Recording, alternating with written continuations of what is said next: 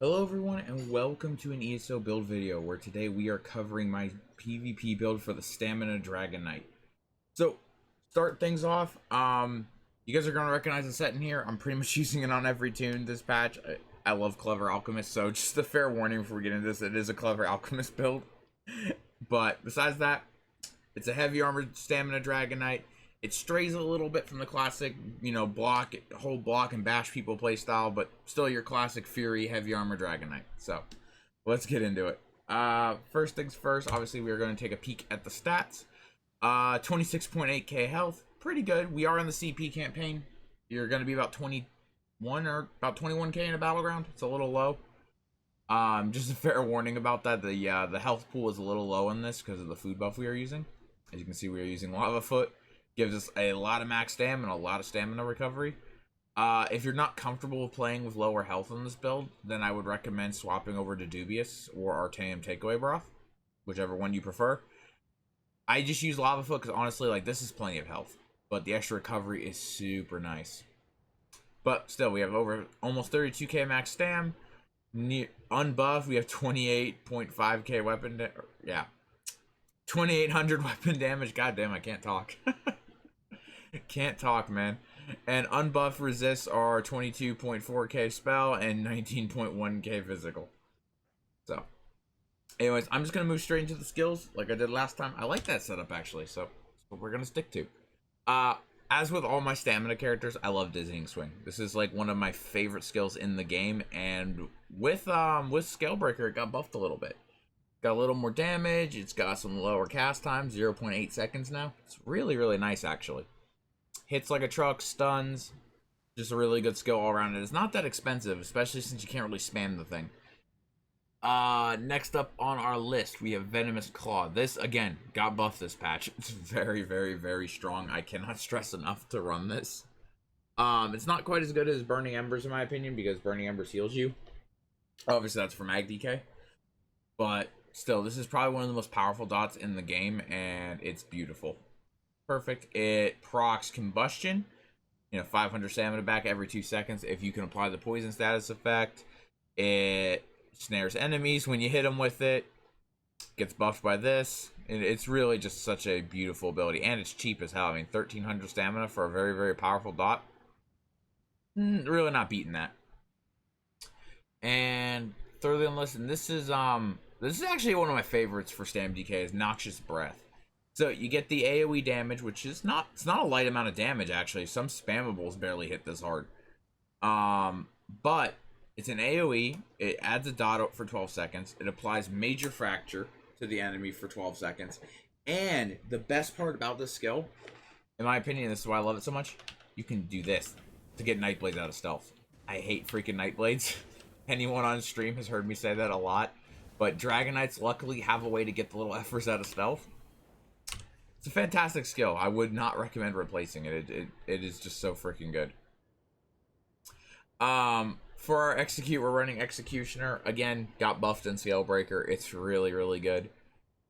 You can replace this with Reverse Slice. Honestly, the more for this is not really important. I do prefer the extra damage on the single target rather than AoE Splash. I used to like it the other way around, but since Executioner just does so much more damage now, honestly, it's not really a contest in my opinion. I like Executioner. What else we got here? We got Rally. So, Rally is a source of major brutality. Very, very important on a weapon damage build. Gives us minor endurance. Super useful again. Gives us the extra stam recovery. But more importantly, it gives us a massive burst heal whenever the Rally effect ends. Whenever you refresh the buff or if it expires naturally.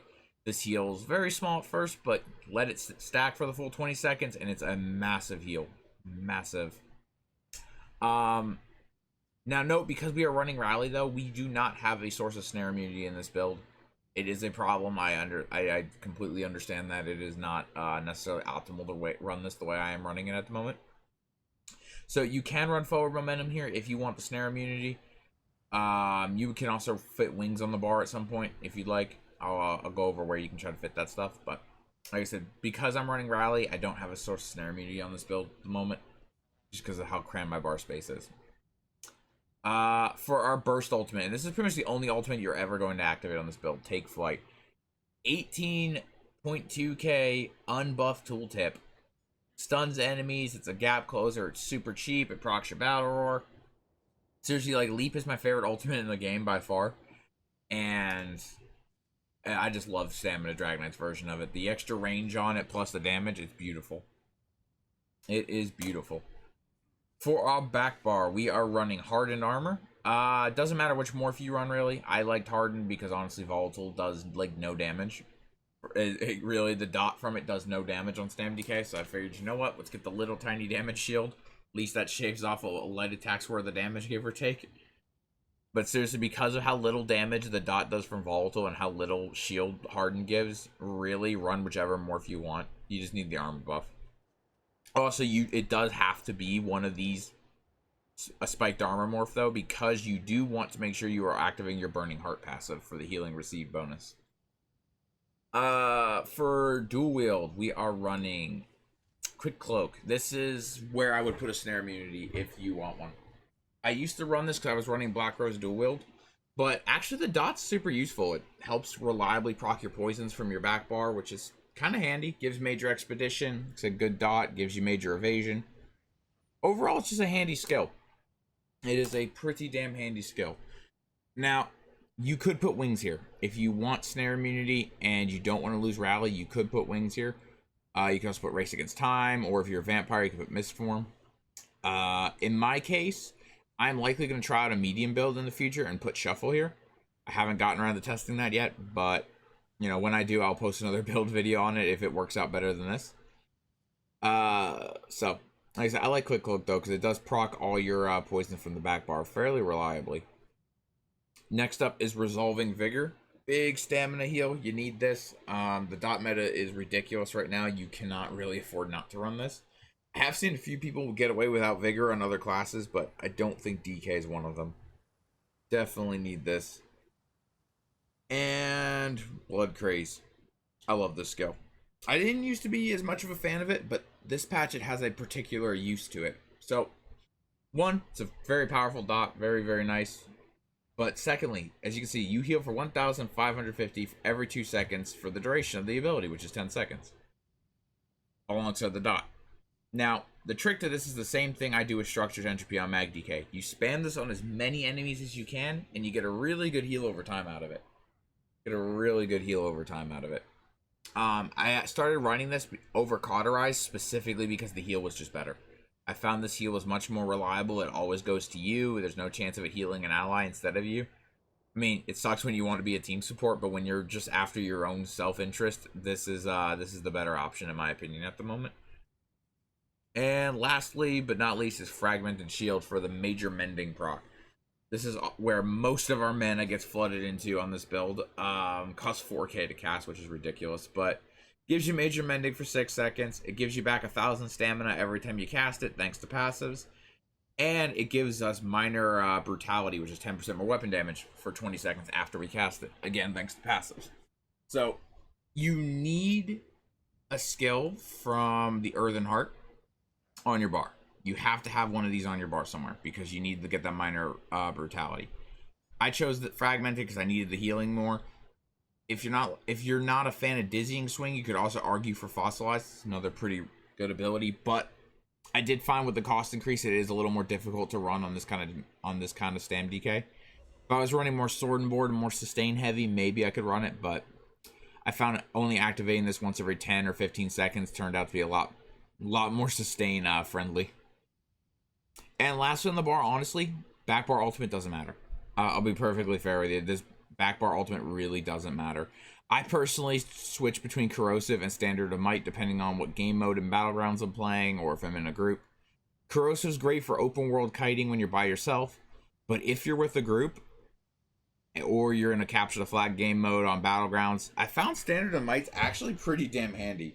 You get that major defile on everyone, you get the 15% more damage, and you get the 15% reduced damage. It's really handy, actually. And it doesn't do bad damage. It doesn't do bad damage at all. I mean, over the full tooltip, it does over 60k worth of damage, so I said keep that in mind. It's actually a really good ability. Some groups prefer shifting. I like Standard. I like Standard of Might. It's a lot more fun for me. I don't really like having to shift the standard around everywhere. But I said, choose a defensive ultimate of your choice back here. This is, I guess you can't really classify this as a defensive ultimate. Technically, corrosive is, but like I said, run whichever one you prefer back here. Just, you need something back here. You can also run Temporal Guard. That would be another good one. But yeah, so sorry for the long description, sorry for the long rant on the back ultimate there. Honestly, I just have been tossing multiple ultimates around. I have no idea what I like back there yet. But onto the gear, I suppose. So we are in 5 heavy, 2 medium. We are in all impenetrable. And we are running 2-piece blood spawn. Go figure, it's a stam DK. 5-piece fury. And fury got changed with Scalebreaker. It's still really, really good though. So what they ended up doing was that they nerfed the max power of the set. But it's much easier to get it to max stacks now. It also has guaranteed downtime in between. So basically what happens is that you're going to build your stacks super, super quick. And then you're going to hold max for 10 seconds, no matter what. You're going to hold max at 20 stacks for 10 seconds. And then it's going to drop and you're going to have to reset the whole thing again. So what I found was that in non-CP especially, this was a flat buff to Fury in non-CP. While in champion points, it was more of, they balanced it a bit better. It's got guaranteed downtime. It's got a little more counterplay to it now. But I like it because it's more reliable. Definitely a lot more reliable nowadays. And for our front bar weapon set, we are running Clever Alchemist. Now, you have 2 options here, and I've run both, and both have had great effect. You can either run Clever Alchemist, or you can run Ravager, believe it or not. So, either way, you're looking to get that big weapon damage proc. But with Clever Alch, you're controlling a specific burst, which is handy. You know, you got 15-second kill window. Or with Ravager, what you're going to do during your rotation, you're just going to passively keep spamming Noxious. This is your main spammable anyway. Because I use Dizzying Swing only as a CC on this build, and Noxious is actually my main spammable, Ravager turned out super viable. It had really good uptime. So the main difference you're going to be looking at, though, between the 2 sets is Clever is going to give you a better burst window. Ravager will have more consistent uptime. So dealer's choice, which one you prefer. I ended up opting for the Clever just because I like the burst window more. But like I said, I had good results with Ravager. So those are the 2 sets you could run here. And for the back bar, I've chosen the Master Dual Wield. Now, I was running Black Rose Dual Wield back here before, but honestly, I found the Master was just super, super helpful.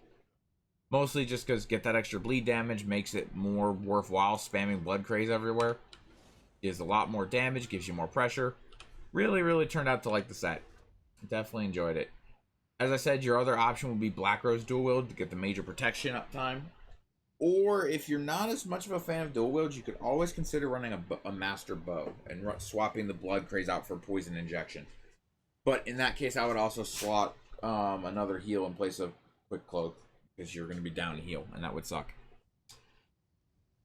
But yeah, so there is all the gear. We are running for jewelry now. Jewelry, we are running 2 infused, 1 robust, stam recovery, weapon damage in CP. In non-CP, I would replace one of the weapon damage glyphs with a cost reduction glyph, else you're not going to be able to sustain this thing. Weapon, we are running Berserker glyph on the front bar. Back bar, we are running double dot poisons. Like I said, Quick Cloak is a great applier for this. It keeps the poisons up constantly, which, again, procs your sustained combustion passive, keeping your sustain up.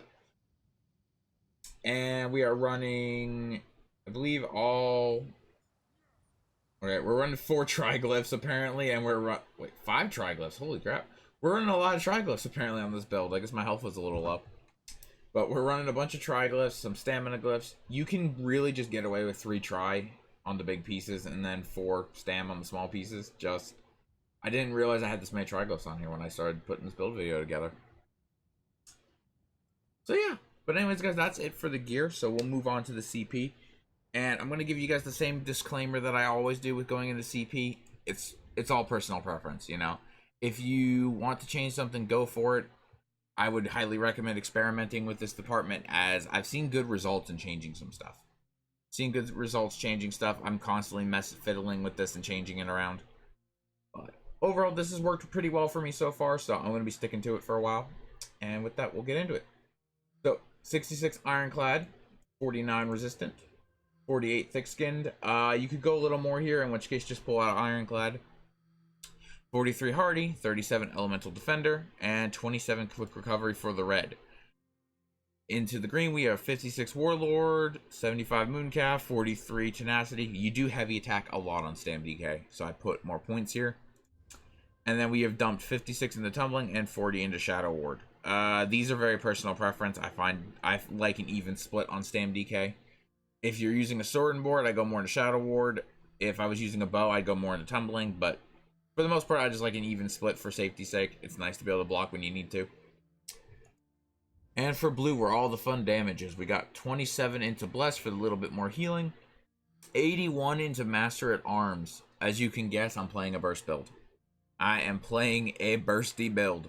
So, if you preferred to lean into dot pressure, pull points from this. I like leaning just into sheer burst. I'm not a big fan of dot pressure. It's just not my playstyle. But, like I said, if you like dot pressure, pull some out of master at arms, throw it into thaumaturge here. But as it stands, we have 34 into thaumaturge, 37 into precise strikes, 35 into piercing, and 56 into mighty. And yeah, that wraps it up. That wraps up the CP section. So, last thing we need to go over real quick. We are a Nord. Nords are just fantastic for brawlers. They give us a good amount of resist. They give us good health. Nice extra bit of max stamina. And alt gen. Alt gen translates straight into sustain for Dragonknight, which we need a lot of thanks to the Battle Roar passive. That gives us good sustain. Yeah. There's really nothing there. You can't go wrong in Nord this patch. You really can't. But if you were to decide to play something different, I would highly recommend giving an Orc a try if you were going to try a different race to this. If you run Orc, though, you're going to have to pull your Mundus Stone and replace it with the Lady, I believe. The Lady Mundus Stone will help you make up the resist. It won't quite make it up entirely, but Orc will more than cover the missing weapon damage from your Mundus, which reminds me. Apologies, guys, I'm bouncing around so much this video. I'm so sorry about this. Forgot. We are the Warrior Mundus Stone. My food buff dropped off. Rip. We are using Lava Foot food. Where is it? Where is it? There it is. So yeah, we're using the Warrior Mundus Stone. If you are playing an Orc, or any other race, I would recommend replacing this with the Lady for the extra resists. We're running the Lava Foot food, and that is actually about it. We are not anything weird. We're not a vampire. We're not a werewolf. Nothing weird going on here. If you wanted to, you could run either. There's really no penalty in doing so. Vampirism gives you some extra tankiness. Werewolf would give you the extra stam recovery if you wanted to slot that ultimate. But in reality, you can go anywhere with this build. It's a very, very open build. Very fun. You can adjust it as you please. Like I said, I'm going to try out a medium armor variant of this in the future, in which case I will be posting it if it has good success. But, oh, sorry, again, last bounce around. I swear, last bounce around. For potions, the one thing that is important to note for potions, you need these. That 10,000 health immediately, 7,500 stamina immediately, and gives you 1,140 health per second for 48.6 seconds. Essence of Health made with Dragon's Blood is fantastic, okay?